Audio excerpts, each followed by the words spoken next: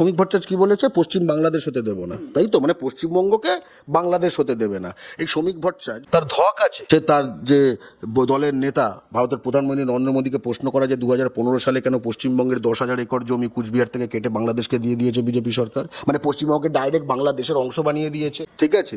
কেন বাংলা ও বাঙালির শত্রু যে জামাতে ইসলামী তাদের সমর্থিত যে ইউনূস সরকার বর্তমানে ক্ষমতায় আছে, শেখ হাসিনার পতনের পরে যখন এরা ক্ষমতায় এলো, আগস্টে পতন হলো, সেপ্টেম্বরে কেন অমিত শাহ নদিয়া জেলার 160 একর জমি বাংলাদেশকে দিয়ে দিয়েছে? শ্রমিক ভট্টাচার্য বলার ধক আছে তা, মানে বাংলা পশ্চিমবঙ্গকে ধরে ধরে বিজেপি বাংলাদেশ বানিয়ে দিচ্ছে, আবার ওই বাংলাদেশকে আবার আদানি রোজ কিন্তু বিদ্যুৎ দিচ্ছে, বিদ্যুৎ প্লান্টটা আবার ঝাড়খণ্ড জেলার গোড্ডায় অবস্থিত, আবার এই গোড্ডার এমপি কে বাংলাদেশিদের বিরুদ্ধে বিরাট যোদ্ধা নিশিকান্ত দুবে, যে কিনা আবার লোকাল লোকজন বলে বাংলাদেশের বিদ্যুৎ পাঠানোর জন্য কেন কেন প্লান্ট করা হচ্ছে বলে প্রতিবাদ করেছিল, তখন নিশিকান্ত দুবে পুলিশ এনে তাদের ঠেঙিয়েছিল, বুঝতে পেরেছেন?